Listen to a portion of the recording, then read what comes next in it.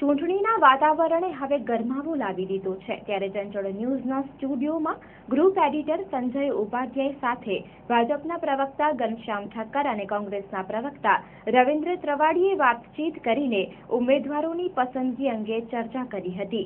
જોઈએ આ વિશેષ અહેવાલ। ચૂંટણી સ્થાનિક સ્વરાજ્યની શરૂ થઈ ગઈ છે, ધમધમાટ દેખાઈ રહ્યો છે। દિવાળીના તહેવારો પછી ઉમેદવારો પોતપોતાના વિસ્તારોમાં કામે લાગી ગયા છે, ત્યારે ખરેખર આ સમગ્ર પ્રક્રિયામાં ઉમેદવારોની પસંદગી ખૂબ જ મહત્વનો ભાગ ભજવે છે।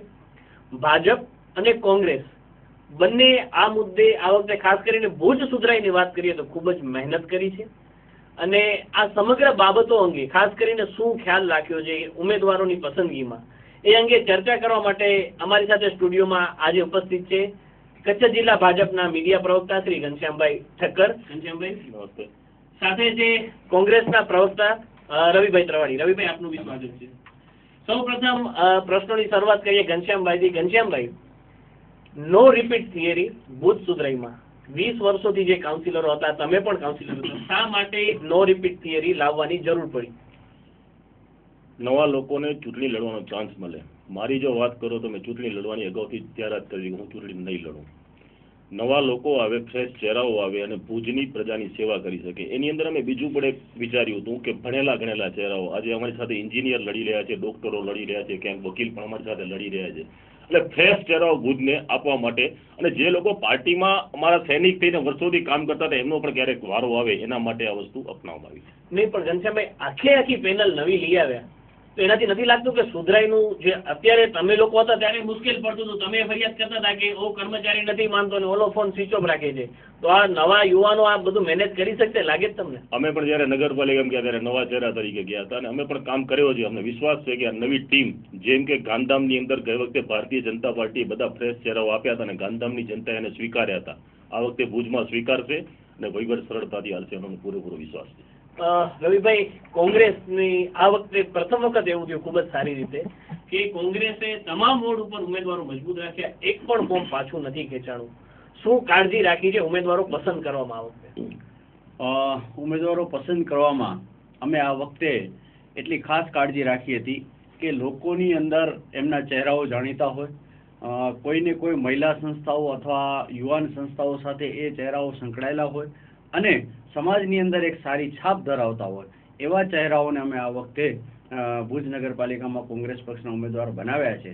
ભારતીય જનતા પાર્ટીના ઉમેદવારો જે છે એ એટલા માટે નવા લાવવા પડ્યા છે કારણ કે જે ગયા વખતની જે આખી બોડી હતી એ લોકો સમક્ષ જઈ શકે એવા ચહેરાઓ જ નહોતા અને એના માટે કરીને આખા નવા ચહેરાઓ એમને લાવવા પડ્યા છે અને અમારે જે છે અમારા પાસે આ વખતે ફ્રેશ અને નવા યંગ ચહેરાઓ પહેલી વખત કોંગ્રેસમાં આ વખતે। તમને એમ લાગે છે તમે સત્તાની નજીક જઈ શકો એમ છો? બિલકુલ, અત્યારે અમને એવું લાગી રહ્યું છે કે અમે 28 થી 30 બેઠકો ઉપર ભુજ નગરપાલિકામાં જીતી રહ્યા છીએ। ઘનશ્યામભાઈ, આક્ષેપ કર્યો તમારા ઉપર કે તમે તમારા વોર્ડમાં બધા જઈ શકો એમ નતા એટલે નવા ચહેરા, શું કહેશો આક્ષેપના જવાબમાં? કોંગ્રેસ જ્યારે ચૂંટણી આવે છે ત્યારે ભારતીય જનતા પાર્ટી પર આક્ષેપોનો મારો ચલાવે છે, એ આક્ષેપોનો જવાબ એમને પ્રજા આપે છે। આજે 20 વર્ષથી આપણે ગુજરાતમાં જોઈ રહ્યા છીએ અમારું શાસન છે, કેન્દ્રમાં અમારું શાસન છે, નગરપાલિકા જિલ્લા પંચાયતો અમે જીતી રહ્યા છીએ। ભુજની જનતા હોશિયાર સાણી છે કારણ કે કેન્દ્રમાં જ્યારે અમારી સરકાર હોય, ગુજરાતમાં અમારી સરકાર હોય, ભુજ નગરપાલિકામાં અમને પ્રજા ઈચ્છતી જ હોય કારણ કે એક સાથે ટ્યુનિંગ થઈ અને કામ કરી શકી। સંજયભાઈ, ઈચ્છતી હોય પણ આક્ષેપો ઘણા છે, ખાસ કરીને છેલ્લા થોડા સમયથી પાણી, રોડ લાઇટ, સફાઈ આ બધા બાબતોમાં પ્રજાની ક્યાંક ને ક્યાંક ફરિયાદ તો વધી જાય તો તમારે સ્વીકાર કરવો જ પડે। પ્રજાની ફરિયાદ નથી, કોંગ્રેસના અમુક નેતાઓ પોતાને મોટો કરવા માટે કરીને નાની બાબતોને મોટા સ્વરૂપો આપે છે। આજે આપણે જોયું હશે કે ભુજની અંદર એટલા વિકાસના કામો થયા છે છેલ્લા 5 વર્ષની અંદર। આજે સીસી રોડ હોય, પાણીની લાઈનો હોય, ગટરની લાઈનો હોય કે અસંખ્ય કામો, બાકી તો શું છે કોંગ્રેસ મને તો એ જ ખબર નથી પડી। નહીં પણ વોકવે કોંગ્રેસે નથી બનાવ્યો ઘનશ્યામભાઈ, વોકવે ભાજપનું જ છે।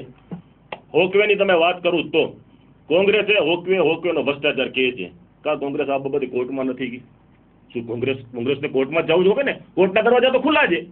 કોંગ્રેસ માત્ર ને માત્ર પોતાને મોટો કરવા માટે અમુક જ નેતાઓ ટીવીમાં મીડિયામાં ચમકવા માટે આક્ષેપબાજી કરે છે। ભુજની પ્રજા કોંગ્રેસના લોકોને ઓળખી ચૂકી છે અને જવાબ 29 તારીખે આપશે। શું જવાબ આપશો આનો? મારા મિત્ર ઘનશ્યામભાઈ જે વાત કરે છે એ તદ્દન ખોટી છે કારણ કે લોકશાહીની અંદર આપણે કોર્ટમાં જ વારે ઘડી જવાનું ન હોય, પ્રજાની કોર્ટમાં જવાનું હોય. અને અમે પ્રજાની કોર્ટમાં ગર્વભેર ગયા છીએ, કારણ કે અમે ગયા 5 વર્ષ દરમિયાન અમારા વિરોધ પક્ષના નેતા રાજેન્દ્રસિંહભાઈની આગેવાની હેઠળ નગરપાલિકામાં ખૂબ સારી કામગીરી કરી છે. નગરપાલિકાના દરેક ભ્રષ્ટાચારને અમે ઉજાગર કર્યો છે. 22 કરોડ રૂપિયાની આ ભારાપર પાણી યોજના જે છે એનામાં આજે એક ટીપું પાણી નથી આવતું, અને આવે છે તો કાયાવાળું આવે છે. આજે મુન્દ્રા રિલોકેશન સાઇટ, જયનગર, મહાવીરનગરથી કરી અને સમગ્ર એ આખો વિસ્તાર આજે એ લાઈનથી પાણી મળશે એવું કહેવામાં આવ્યું હતું, અને 22 કરોડના ખર્ચે એ લાઈન નખાઈ હતી. અને ભાજપના અહીંયાના ધારાસભ્ય નીમાબેન બહુ મોટા અવાજે કહેતા હતા કે અમે આખા વિસ્તારને પાણી આપ્યું. આજે સાહેબ ઈ જ વિસ્તારમાં હું રહું છું, આશાપુરા પાર્કમાં, જ્યાં 40,000 રૂપિયા વારનો જમીનનો ભાવ છે, પરંતુ પાણી કેવું આવે છે? કાયાવાળું, લાલ પાણી એકદમ. આખા વિસ્તારમાં પાણી નથી, આખા વિસ્તારમાં રસ્તાના ઠેકાણા નથી, આખા વિસ્તારમાં ગટરની સમસ્યાઓ છે. અને સમગ્ર ભુજની અંદર જાણે ઉકરડામાં આખું શહેર ફેરવાઈ ગયું એવી નગરપાલિકાનું આ શાસન છે. એટલા માટે અમે પ્રજાની કોર્ટ ઉપર, પ્રજાની અદાલતમાં અમે વધારે વિશ્વાસ રાખીને ભુજ નગરના પ્રજાજનોની અદાલતમાં અમે આપણે ગયા છીએ કોંગ્રેસના ઉમેદવારોને લઈને, અને અમને આશા છે કે ભુજ નગરપાલિકામાં આ વખતે અમને લોકો સંપૂર્ણ બહુમતી સાથે ચૂંટીને મોકલશે.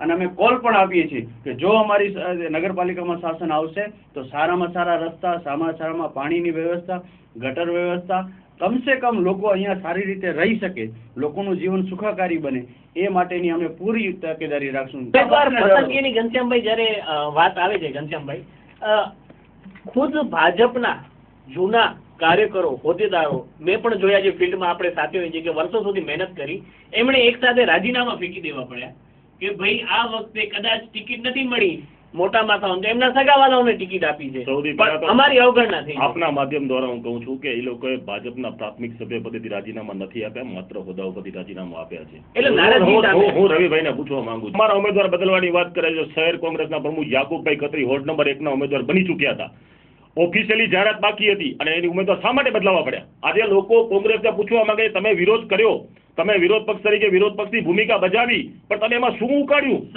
સગાવાલાઓને ટિકિટ આપવાની વાત છે.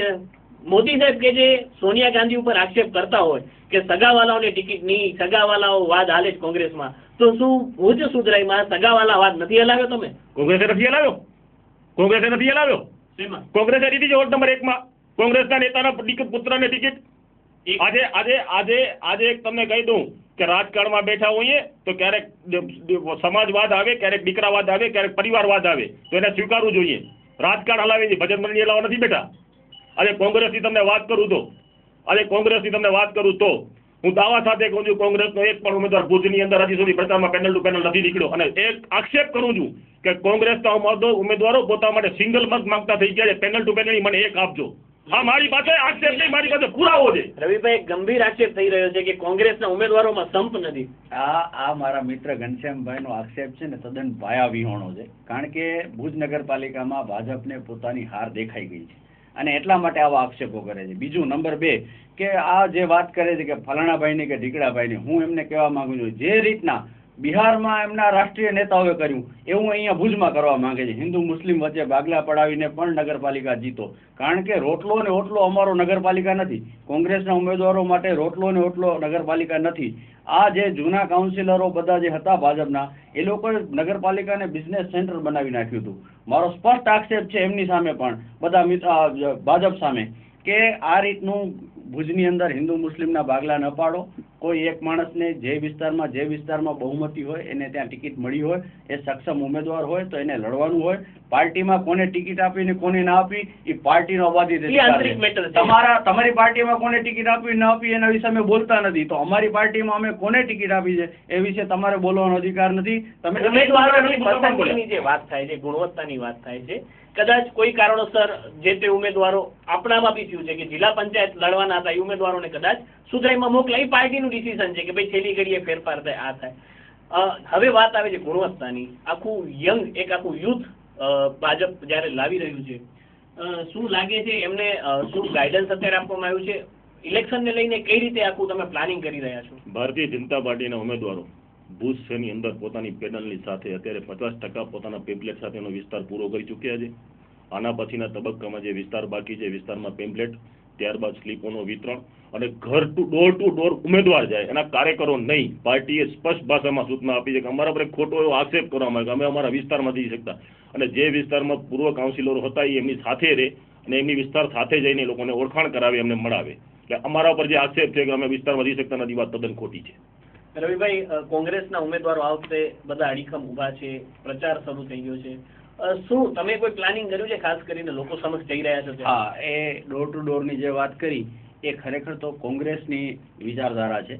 કારણ કે પ્રજાના દ્વારે જ્યારે લોકશાહીનું આ ચૂંટણી પર્વ ઉજવાતું હોય ત્યારે પ્રજાના દ્વારે આપણે જવું જોઈએ. આ લોકો તો પ્રજાના દ્વારે જતા પણ નહીં, બિનહરીફ બેઠકો જ કરાવતા. પણ 2 વખતથી જ્યારે અમે શાસન ભુજનું હાથમાં લીધું છે કોંગ્રેસનું, ત્યારથી બિનહરીફ બેઠકો એ લોકો કરાવી નથી શકતા. આ વખતે પણ ખૂબ પ્રયત્ન કર્યા હતા, પરંતુ અમે અમારા રાજેન્દ્રસિંહભાઈ જાડેજા, યાકુબભાઈ ખત્રી અને અમારી ભુજની તમામ આખી ટીમ જે છે, યંગ ટીમ, એમણે એક મત બનીને આ વખતે અમે એક પણ ઉમેદવાર બિનહરીફ થવા નથી દીધા.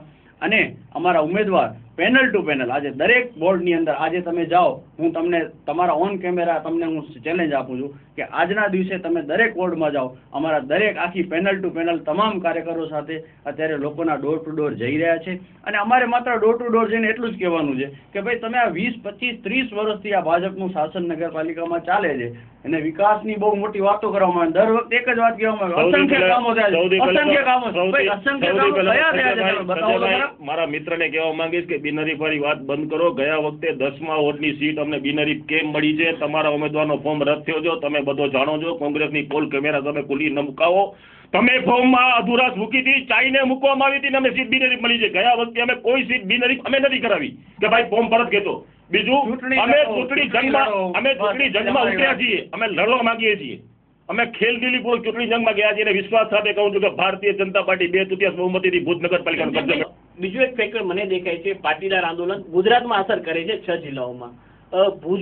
ભુજ સુધરાઈની વાત કરી, તમને લાગે છે થોડા ઘણું કંઈ, કેમ કે અહીંયા બી રેલી ને એવું તો નીકળ્યું, તમને લાગે થોડું ઘણું કંઈ આગુ પાછું થશે? સૌથી પહેલા તો હું કચ્છના પાટીદાર ભાઈઓને અભિનંદન આપીશ કચ્છ ભાજપ વતી કે ગુજરાત આખામાં જ્યારે પાટીદાર આંદોલન ચાલી રહ્યો હતો ત્યારે માધાપરની અંદર પાટીદાર સમાજની વસ્તી હતી અને અમારા કેન્દ્રના 3 મિનિસ્ટરો આવ્યા. શાંતિપૂર્વક પ્રોગ્રામ થયો અને શાંતિપૂર્વક કોઈ પણ સમાજ પોતાની વાત મૂકતો હોય તેને મૂકવાનો અધિકાર છે. પણ આ ચૂંટણીની અંદર, કચ્છની ચૂંટણીની અંદર પાટીદાર આંદોલન ઇફેક્ટ નહીં કરે એનો મને પૂરેપૂરો વિશ્વાસ છે. રવિભાઈ, તમે તો મળ્યા છો, વિવિધ વિસ્તારોના પ્રવાસો કર્યા છે, શું લાગે છે? હું નખત્રાણા તાલુકાનો પણ જિલ્લા કોંગ્રેસના મહામંત્રી તરીકે પ્રભારી છું. ત્યાં એમને પૂછો તમે કે જ્યારે એમના સેન્સ લેવા ગયા હતા ત્યારે 4 બેઠકો ઉપર એમને ઉમેદવાર નહોતા મળ્યા. નખત્રાણામાં, માંડવીમાં 3 તાલુકા પંચાયતની બેઠકમાં ઉમેદવાર નહોતા મળ્યા. અને હું એ સમગ્ર વિસ્તારનો પ્રવાસ કર્યો છે. હું સુરેન્દ્રનગર જિલ્લાનો પ્રભારી છું, ત્યાં પણ પટેલોની વસ્તી વધુ છે. કચ્છમાં પણ પટેલો વિસ્તારોમાં હું ગયો છું અને પટેલો લોકો સાથે એ લોકોએ શું વર્તન રાખ્યું છે એના ઉપર તમે આ વખતે સીટનો આધાર જોજો.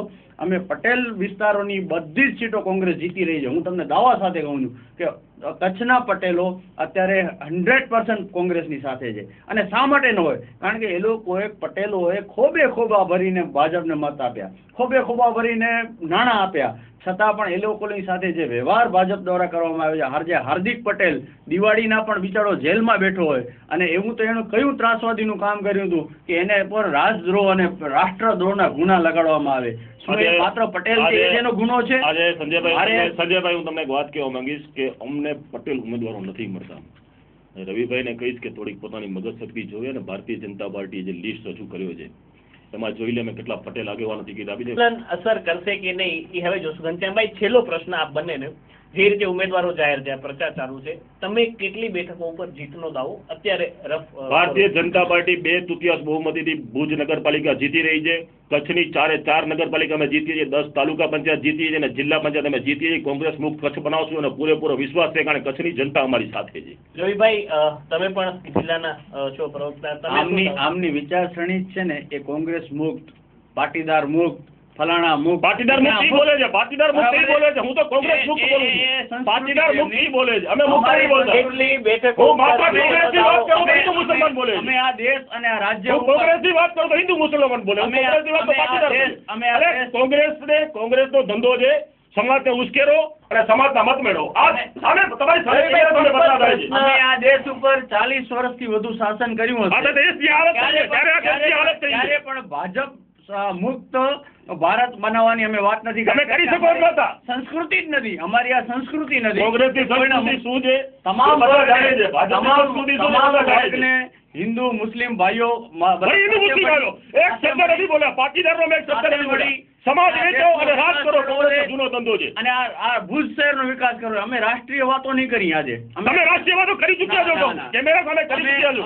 અમે આ ભુજ તમે શહેરની કરી વાત ચૂક્યા છો. આજ કેમેરા સામે કરી અને ચૂક્યા છો. કેટલી બેઠકો અંદાજે તમને લાગે છે, કેવો વિસ્તાર તમે સુધરાઈમાં કેટલી બેઠકો મેળવી શકશો? સ્પષ્ટ બહુમતીની નજીક પહોંચશો એવું તમને ભુજ લાગે છે? સુધરાઈની અંદર અમે અત્યારે 28 થી 30 બેઠકો જીતવા જઈ રહ્યા છીએ. એમના મોટા મોટા માથાઓ છે એ પણ અત્યારે હારની બીકથી ફિલ્ડમાં નીકળી ગયા છે. અને કારણ કે અમે આ વખતે ઉમેદવારો જેવા રાખ્યા છે. અને જિલ્લા પંચાયતની જો વાત કરું તો જિલ્લા પંચાયતમાં તો અમે સ્પષ્ટ બહુમતી સાથે આ વખતે આવી રહ્યા છીએ. અને 10 માંથી ઓછામાં ઓછી 6 થી 7 તાલુકા પંચાયતમાં આ વખતે કોંગ્રેસનો આવવાનો છે.